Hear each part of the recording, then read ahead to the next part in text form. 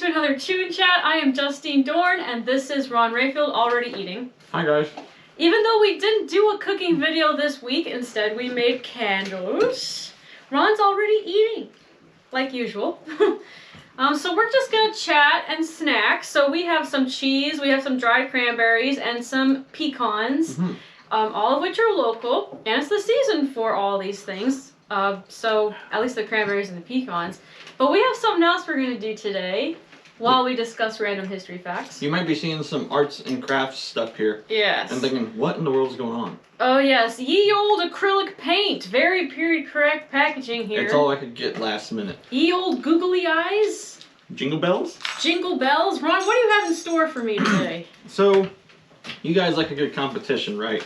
I mean, the Easter egg competition, the pumpkin carving competition. So, I thought, what can we do for Christmas time to have a competition? Sure, we could have a competition on who could saw down a Christmas tree the fastest, but that's not that fun. No. So, I thought, hey, let's do a nutcracker. So, I picked up 2 of these unfinished nutcrackers, and we're going to paint them. And you guys are going to decide who's the winner and who's the loser. And I think the loser should have to do a receipt that the other gets to pick. Oh, good idea. Okay, so the competition is we're both going to paint these nutcrackers. And then we'll make a community post about it. And you guys will vote who do you think has the coolest design for a nutcracker. And then we will announce the winner next week. Oh, wow, it actually works.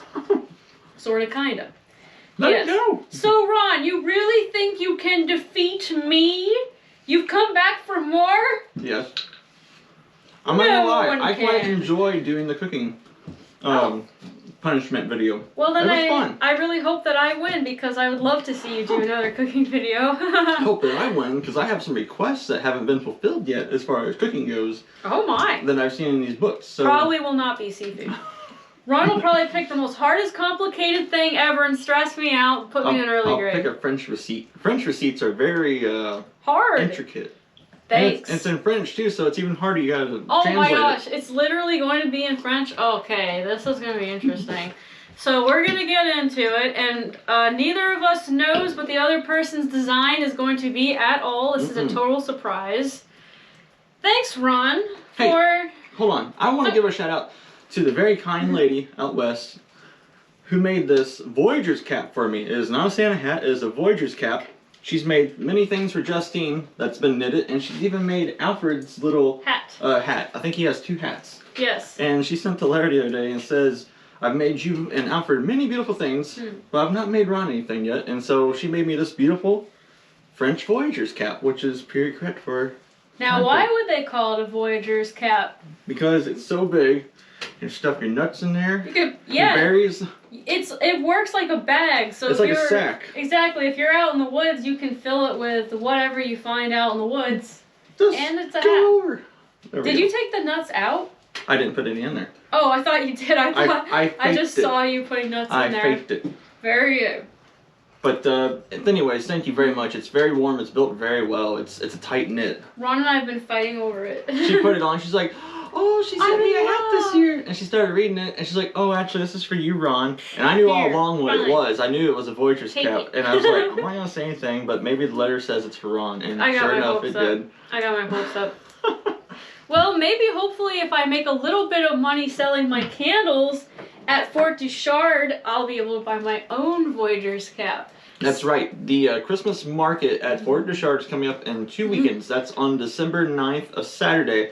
I believe it's from like 10 a.m. till 4 p.m. in the afternoon. It's actually 10 till 3. Oh, 10 till 3. We'll come in the middle of the daytime to play it safe. Yep, so I'm going to be selling these at Fort du Chartres, which is over in Illinois. And I've never sold my candles before, so I'm a little bit nervous about it. They are just hand-dipped candles, so they're a little bit rustic, but it's what I know to do. They do work. They last a very long time. This is a 100% cotton wick, and this is 100% beeswax. Actually, half of the beeswax I use is from my dad's beehive, so it's local, and then the other half was gifted to me as an early wedding present. Thank you so much to the person who gave that to me. That was like the best wedding present ever because it's useful. Really appreciate it. So I will be over there at the Fort du Chartres Christmas market, and Ron will be there also, and I'm going to be selling my candles, and Ron's going to sell some of his woodworking little bits and pieces. Yep, just some odd and end stuff. Yeah. Also speaking of Christmas, this coming Saturday, December 2nd, is the Christmas Festival in St. Genevieve. The parade officially steps off at 11 a.m. Lineup is at 10:30 if you are a historical reenactor and you want to march with us.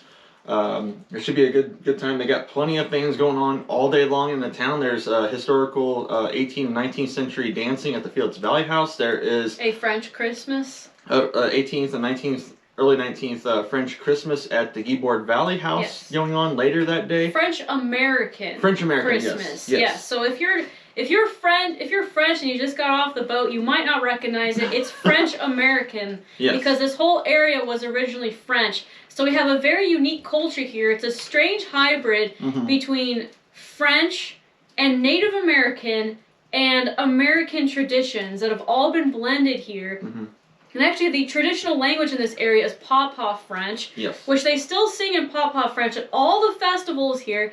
And the gentleman that I booked to sing at my wedding, actually, May 11th, be there at B Square, Dennis Stratmat, he sings in Pawpaw French. So it's just this traditional language that they have around here. A normal French-speaking person from France will have a hard time understanding it. It's a very unique language. But it is something that's unique to over here, and I also think a little bit down south in Louisiana, some people might speak it. The Creole. Yeah, something like that. Yeah. Okay, so we're going to get into this. Yes. Ron has no clue what I'm going to do, and I have no clue what I'm going to do. Yeah, I have no clue what you're going to do. We hope you all had a great Thanksgiving, by the way. We were on our best behavior. We didn't overdo it this year, did we? I don't know what you're talking about. We ate 2 different Thanksgiving meals. Well, we did, but I ate lightly. I didn't overdo it. I wasn't miserable. Right. I was full. Yeah, and I you're stopped. right. I wasn't miserable. Last year I was miserable. Last year I just... Oh. Because we got my family at noon and her family was at nighttime for dinner. And last year I didn't plan for that. I just ate my fill at noon, and then come 7 o'clock at night, I was, Can we talk about that raw turkey last week, though? Yeah. Now, he got cooked the next day, so he tasted good then, but... He didn't die completely in vain. Now, here's something that is going to put me into an early grave. Oh my gosh, these comments, people. After we butchered that turkey, I looked at it, and now I know why turkeys that are raised in factory farms are always white. It's because whenever you butcher the turkey and you pluck the feathers, sometimes there are these little tiny little filaments left behind in the skin. They are feathers, but people call them like filaments. So it makes these specks all up in the skin. And if it's white feathers, you don't notice it so much. But if you butchered a black bird, it looks like the bird has a serious case of blackheads because the skin is just completely covered in these black little dots. So after we butchered that bird last week, I was looking at this poor unfortunate thing on the table and thinking, I can't make a video of it like looking like this. No. It was covered in black dots from the feathers because it was a black bird. I spent 3 hours with tweezers pulling and Ron helped me too, pulling every single dang feather out, every little filament. Yes, we did pour boiling water, well not boiling, it was scalding hot water over the bird before we plucked it. That ain't the problem. The feathers come out real easy when it's hot, but it does tend to leave these little tiny little black dots behind. So I spent 3 hours cleaning that bird up, only to get comments from people saying, oh, she bought that turkey from the grocery store. There's no way it could have looked that good if she butchered it herself. I'll take it as a compliment. Thank you. Thanks to the tweezers. Thanks to the tweezers and a whole lot of back pain from being hunched over for 3 hours with a tweezer. I'll take it as a compliment. Thank you. But yes, we did butcher that bird ourselves. Okay, so... I'm keeping the white separate in case any of the stuff comes in there, because we're going to use a lot of that one. That's a very good idea. Are you going to use purple or yellow? No. Well, I got the mustard color there. Then let's not even bother. There were some other secondary colors, but I tried to just go with the bold ones.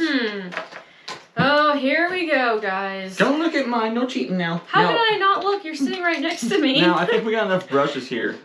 Let's see. What's your main color going to be? Use a big brush for your main color. Maybe blue? Okay, there's a blue. My main color, I think I'm going to go green, so I'm going to use a big one for that. And we got some smaller ones here for the other colors. I'm going in right now. All right. I'm just gonna do it. You're just doing it? I'm just doing it. And I will say I've never done anything like this before. I've never painted a nutcracker let's before. See. I don't even know where to start. I guess I'll start with the coat. Start at the beginning. You're starting with the coat. Yeah, it's the biggest part of his body. Okay, place your bets. Who do you think is going to win this one? Is it going to be Ron or Justini Beanie? Hopefully Ron. Yes. Hopefully Ron. And I'm not going to speed this up, so you guys are going to be tortured with this, just like the pumpkin one. I'm so sorry for your loss. Because it's entertainment. This is free entertainment. Is it? Yes. Oh. I mean, it costs them their time. So anyway, this is the second Christmas market at Fort du Chartres that they've ever had. And we've been there since the very beginning, which is easy to say because it's only the second one. Right. But we have so much fun whenever we go there because my best friend, Anna, she volunteers and she works the store there. So we kind of just linger around all day. Yes. Now, for those of you who are wondering about nutcrackers, they come from, I mean, metal nutcrackers have been around since BC times. But as far as the wooden carved ones, those come into play in the late 15 and early 1600s in Germany. But they weren't toy soldier like until maybe the 1830s. They started making toy soldiers. Before then, it was just people or animals carved from wood. I'd like to see the animal ones. Yeah, I did figure that nutcrackers were German. This is a little brighter than I wanted it to be, but that's the only option I got. Oh, okay. But you can mix the colors with black or white. This is true. I'll just roll with it. Okay. It's too late now. So a lot of Christmas traditions are German. However, now they do say Santa Claus is originally German. And that's an accepted fact. And it is. Santa Claus is originally a German invention. However, the Santa Claus that we know and love today, where he's wearing the red velvet coat trimmed with white fur, and he has these reindeer. A can of Coke in his hand. And well, yeah, that obviously. But anyway, he has a sleigh, and he goes down your chimney, and he travels around in a reindeer-drawn carriage and all that, and he puts sweets in your stockings. That is actually an American invention. That is not a German invention. It's an American one, and it comes from New York. I did not know that. From the early 1800s. So this is actually an image of the very first Santa Claus as we know it. It was published in New York in the early 1800s. That's really cool. Wow, that's really blue. This is really green. Yes. It's looking pretty good. Is it? Is it though? I think so. Well, thank you. If you're only judging by how blue and green it is, then yes, it is. It's going fantastically well. I do have a vision for this. As soon as I found out that Ron was gonna throw this on me, I thought, okay, what am I gonna do? And you know what? I do actually have an idea. So? If I had to guess, you're going patriotic with it. Yeah. I've done it many times. It's only worked for me one time, though, was with the Easter egg. Yep, you got it. So, I'm going patriotic with it. And I don't even know what you're going for. Maybe just a traditional nutcracker look. Nothing too different. I don't know. Even I don't know that. Oh, you don't even know what you're doing? Know. Oh, it's one of those? I just didn't want to pick the same color you got. Okay. So you make up all these competitions and you don't even think about what you're going to do ahead of time. Because if I plan on you losing, I didn't want to pick the losing color as well. Okay. Green is color of winners. I thought blue is your favorite color. It is, but it doesn't mean it's a winner. I see.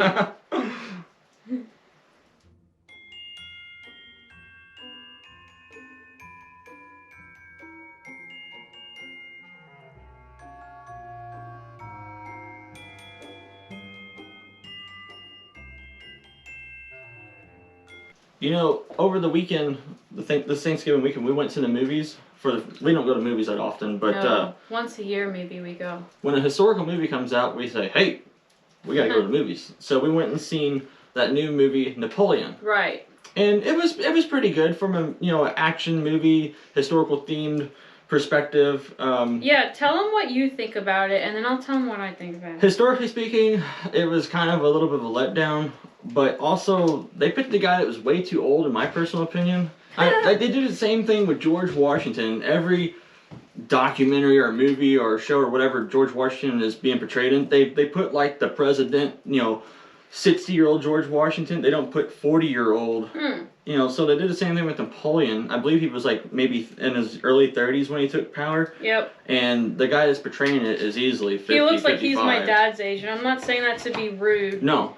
He probably is in real life, I don't know. But also what really ticked me off about it was the fact that they cast Josephine to be a younger woman and Napoleon to be an older gentleman, even though in real life, Napoleon had a thing for cougars, so Josephine was actually significantly older than Napoleon was, and in the movie they made it a spoiler, but it's not really a spoiler because it's real life, it actually happened. But they made it a total mystery why Josephine couldn't bear Napoleon any children. But in real life, they knew dang well why. She hit menopause. Ah. Yeah, she was just older than Napoleon. It wasn't a secret. So, it was good. I think they portrayed Napoleon as kind of lazy. Oh. He seemed like a slob in the movie. Like, he was lazy, he didn't care.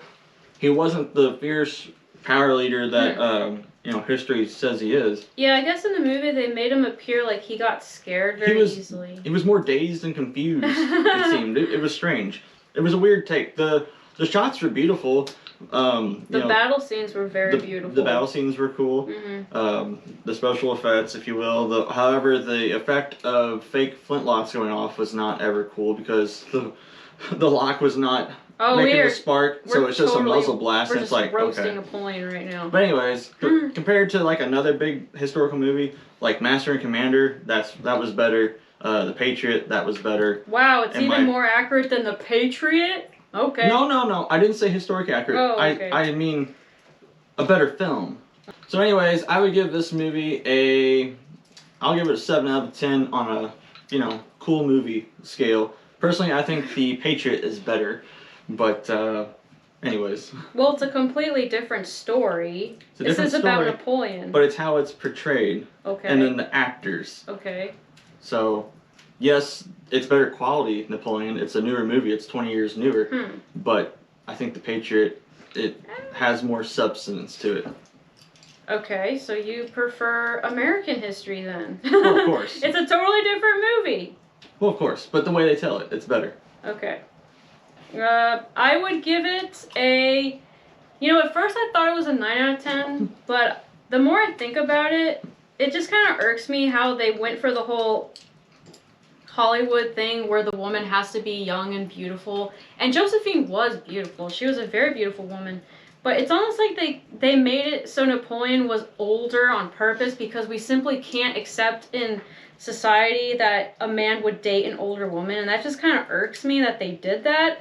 Plus also just a lot of other weird things that they did. Like they were, spoiler alert, they were firing cannons at the Egyptian pyramids, which never happened. But there's a myth that Napoleon's army cut off the nose of the Great Sphinx in Egypt, which is a myth. There's literally nothing to prove that ever happened. And there's also nothing to prove that Napoleon's army shot a cannonball at the Great Pyramids. So it just kind of makes them look bad. But again, it never happened. So it just, I don't know, it's a lot of things that just weren't real. It didn't really happen like that. Plus, it didn't talk about Napoleon in America at all, even though that was a huge part of his life, his dealings in America. And even his brother lived in America for some years, right? Yes, so Napoleon was the guy who sold the Louisiana Territory to Thomas Jefferson in 1803. Yeah, did you know that? I bet you didn't. But they didn't talk about that at all in the movie. No, they never mentioned America once. Yeah, it's really strange. They never mentioned America, which is weird because Napoleon had a lot to do with American history. But yeah, his older brother, Joseph, was once king of Naples and also king of Spain. And in the early 1800s, after Napoleon fell, his reign fell, his brother Joseph left Europe and came to America. First he went to New York, then he went to Pennsylvania, and then finally he bought a large estate in New Jersey, and he lived here, I believe, all the way until the 1830s, and he moved to London. Wow, that's really cool. So yeah, there's a lot of history interlocked between American history and Napoleon, but the movie didn't mention it at all. And I don't know, I feel like it was such a huge challenge to begin with to make a movie about his life. It might have been better to just do like a TV show because there's so much that Napoleon did that it would be really hard to fit it all within just 2.5 hours, which is how long the movie is. And that was pretty long. But yeah, for some reason the movie felt really long.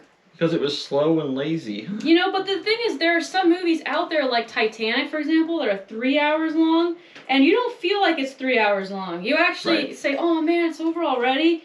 But I will say this one did drag on a little bit for some reason. Not really quite sure why it did. And yet, at the same time, it just completely failed to encapsulate his life, and also the ending was just like hilariously bad. I think they just gave up. Yeah, he just fell over dead. Yeah, they just kind of gave up. They were like, I'm tired. This movie's 2.5 hours long. I think people in the theaters just want to go home. Let's just kill him. It was really weird, and also again extremely not historically accurate. Napoleon died in his bed after an illness which we think was cancer. However, they gave him some pills that had mercury in them to cure his cancer, and it was probably the mercury pills that actually killed him because he died shortly after getting said pills. But they didn't show any of that. Instead, he literally just fell over dead. Like standing up and he fell over dead. It was really strange. Sorry for all the spoilers.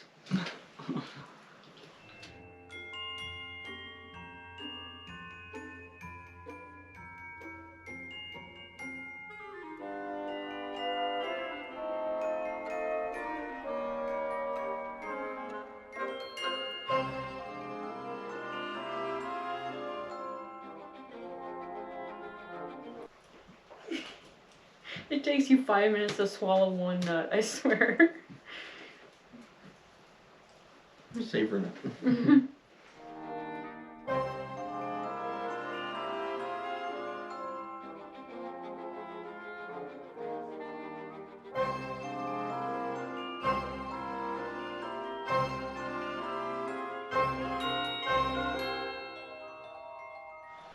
Alright, looks like we're about halfway here. Halfway? I'm done. How are you done already? I don't know. I just took some paint brushes and I painted and I'm done. I'm not done yet. I'm probably 3/4. Oh. Well, yours looks very good. Thank you.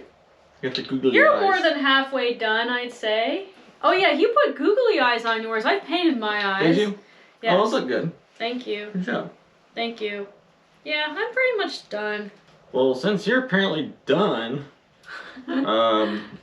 would you like to read This Week in History while they watch me struggle through here? I've never read This Week in History before. That's a big responsibility. Yes, it is. Okay. Feel up to the task? Okay. Now, Ron is in charge of This Week in History. He gets all the information, and I don't even know what he's about to say until I sit here with you all. So I don't know. This is my first time reading this. Anything hard? Let's see. This is a separate one. Oh my gosh, this is gonna be so hard. Well, they were just next to each other, so okay. I'm just there we go. Okay. Okay, good luck. Thanks. This week. This week. It's my turn to do it. Oh wait. This week. This week. Go. Go. November 26, 1716. The very first lion was exhibited in America, and it was in Boston. Wow, that lion came a very long way, all across the ocean. In 1716? Like, why? There's not that many people here. I mean, there's thousands of people, but why? Why not? That's what I say. It's a lion. I'd rather see a bear. They had bears in America. If you were American, you didn't want to see a bear back then. Okay, happy birthday to William Carrier on November 26. He was the inventor of the air conditioner. Yay! He was born in the year 1876 and he lived to 1950. It's a long time. Now we're on to November 28th, 1895. America's first automobile race was organized by the Chicago Times-Herald.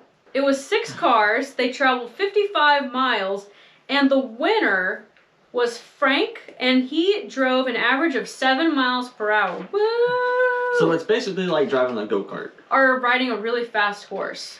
Still on November 28th, now we're moving to 1775. A gentleman named James Jay was the inventor of invisible ink.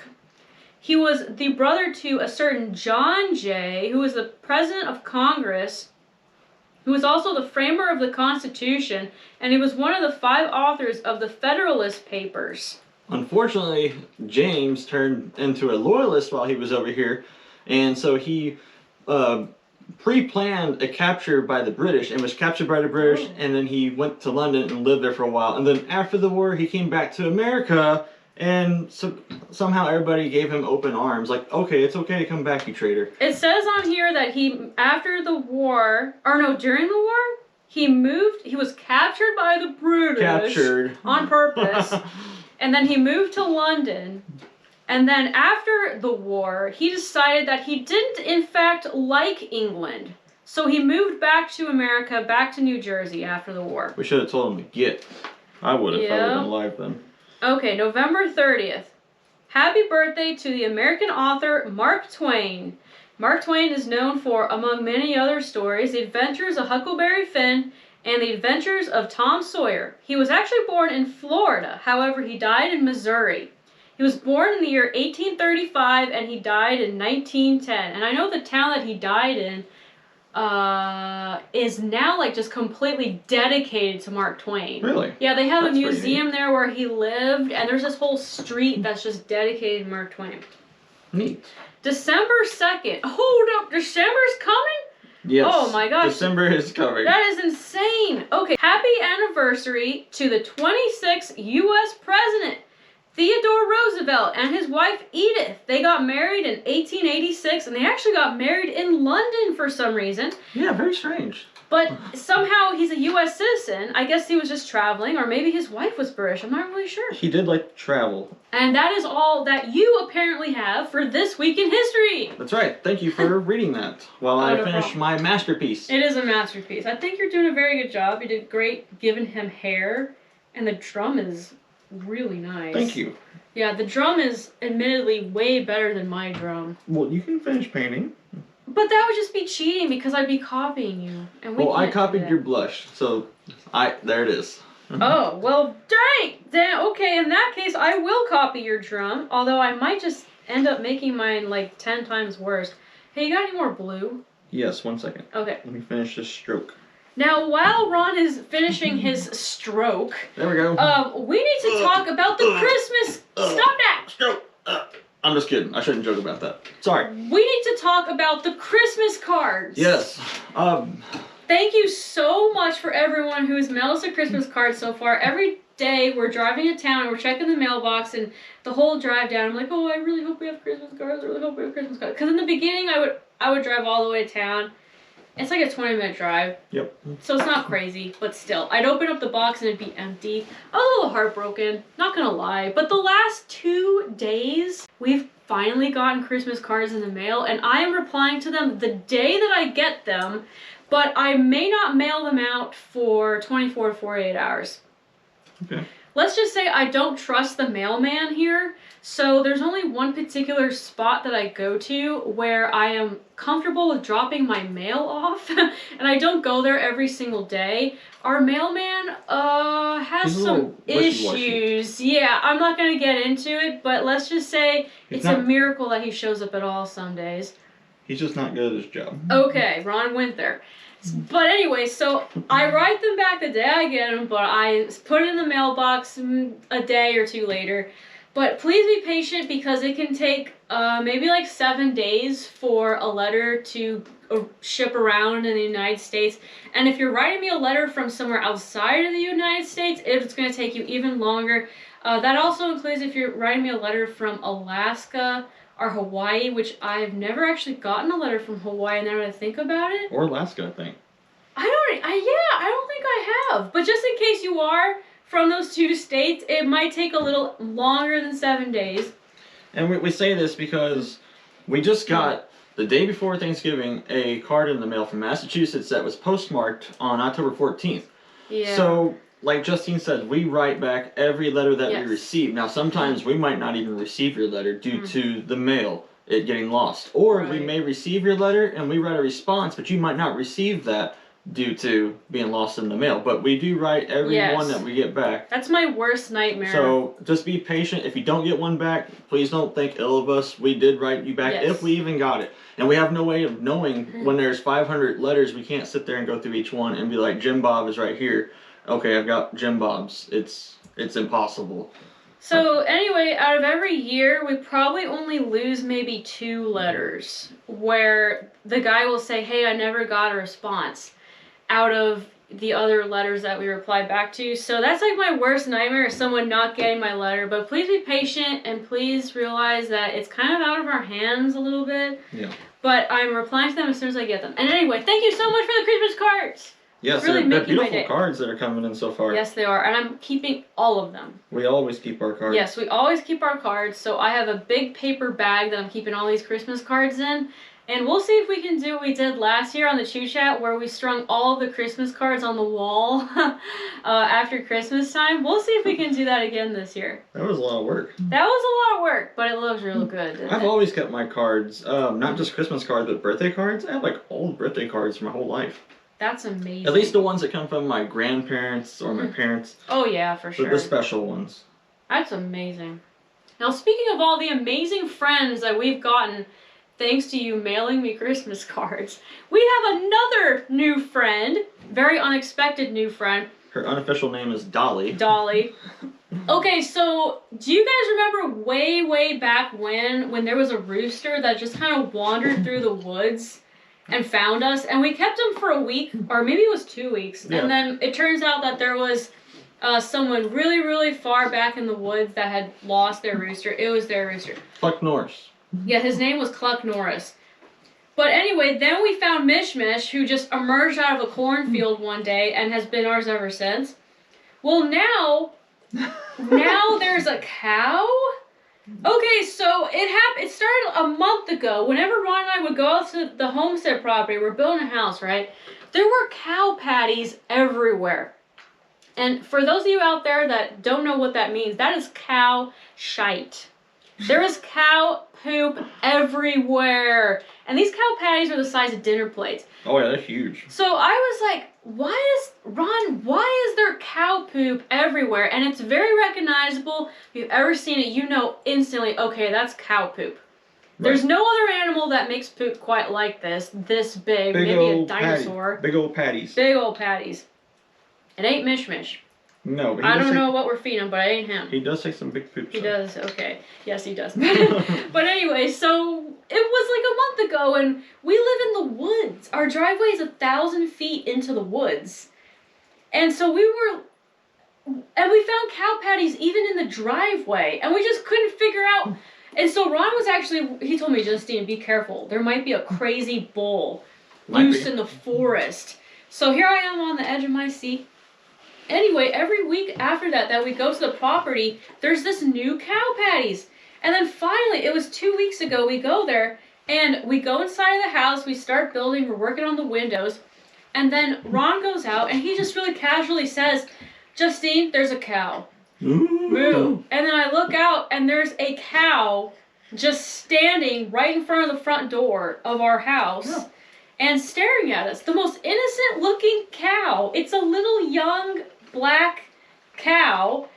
And we've named her Dolly. And she's been there now every single time that we've gone out to the land. She's just standing in front of our house. And then as soon as we see her, she disappears.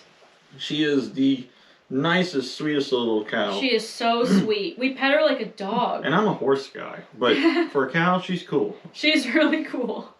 So we've just, we'll go up to her and pet her. And I know cows can be dangerous. We know this. We know how to act.